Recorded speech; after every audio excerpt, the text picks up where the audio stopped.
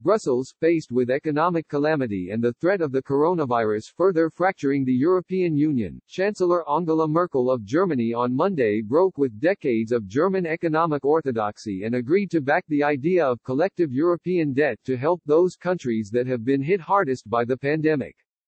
If the other member states agree to the plan, it would be a major step toward a more unified Europe, and a sign that the pandemic might actually bring the bloc closer together instead of splintering it. Ms. Merkel joined with President Emmanuel Macron of France to propose borrowing €500 billion, or $545 billion, for a common recovery fund. Its repayment would be the financial responsibility of the entire bloc, but it would primarily benefit the poorer South, which has been hit hardest by the virus. Such a joint approach to borrowing has long been resisted by Germany and other member states in the North, and that reluctance has proved an obstacle to further European integration. In recent years, the European Union has been battered by a series of challenges that have shaken its foundations, from the migrant crisis to the exit of Britain from the bloc.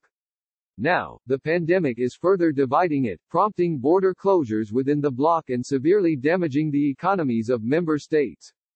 Southern states have been turning to Brussels for help and pushing better-off countries like Germany and the Netherlands for less selfishness and greater collective action.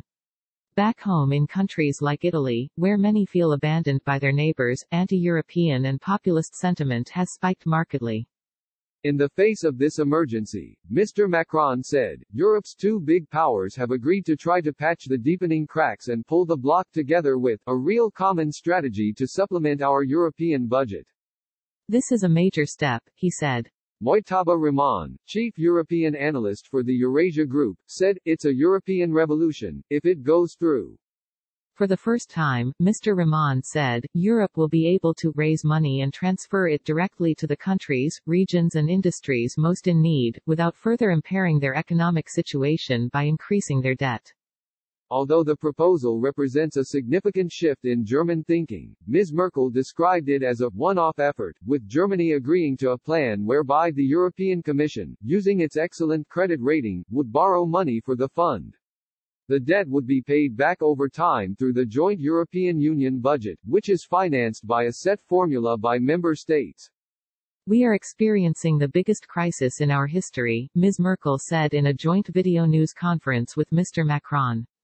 It is time to fight back. Germany and France are fighting together for the European idea. She added, because of the unusual nature of the crisis we are choosing an unusual path. For Ms. Merkel, the proposal holds political risks at home, where it might bolster the far-right Alternative for Germany party, founded on a Eurosceptic platform. That party is just beginning to stir back to life as the country reopens.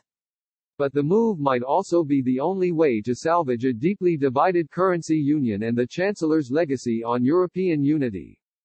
The proposal must be agreed to by the other 25 member states of the bloc, some of which have flatly rejected collective indebtedness in the past.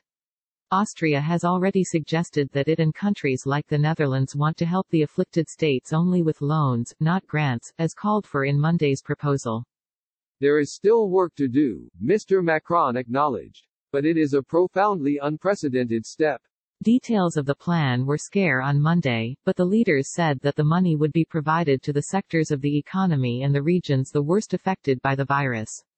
That would include countries like Italy and Spain, whose borrowing costs are much higher than countries like Germany. Those receiving the funds would not be responsible for repaying them, Mr. Macron said. That would be the responsibility of the European Union as a whole through its joint budget. Both Ms. Merkel and Mr. Macron underscored that all the member states of the bloc must agree to the proposal, with the specifics of the plan to be worked out by the European Commission. But traditionally, any joint French-German agreement carries enormous weight inside the bloc, since they are the largest economies, and have even more influence now that Britain has left. Criticism, if not outright opposition, is likely to emerge from the Netherlands, Finland, Sweden or Austria, considered fiscal hawks. In the past, they have often hidden behind Germany in opposing collective European bonds. The bold move by France and Germany was an attempt to resolve a deadlock faced by the Commission and its president, Ursula von der Leyen, who has been struggling to come up with a European recovery fund that would get consensus. The Commission said last week that it was unlikely to have a proposal ready for member states until May 27. Mr. Macron, in a rare moment of modesty, noted that the Commission would soon make its own proposals and said, "We hope that the French-German deal will help."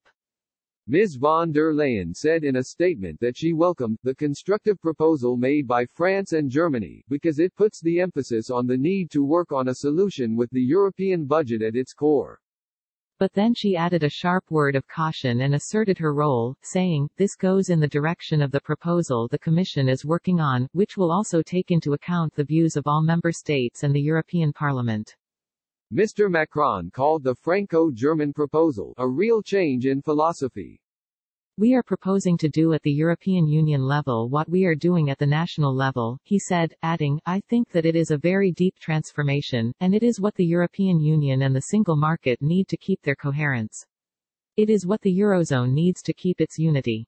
Analysts agreed that the proposal, if accepted, could represent a breakthrough. "I think it's quite significant," said Guntram Wolff, a German economist who heads Bruegel, a Brussels think tank.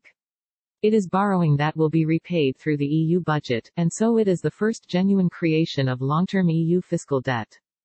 Henrik Enderlein, president and professor of political economy at the Hertie School of Governance in Berlin, said in a Twitter post that the proposal indicated that collective European debt, a long-held taboo for German politicians, could become reality. This, Mr. Enderlein said, could signal a Hamiltonian moment for Europe. The federal assumption of state debt engineered by Alexander Hamilton played a crucial role in forming a collective identity for the United States in its early days.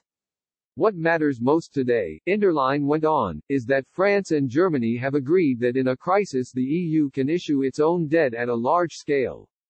The political signal here is that the EU is more than a grouping of nation-states and has its own federal identity. Aurélien Breton contributed reporting from Paris, and Katrine Benhold and Christopher Schutz from Berlin.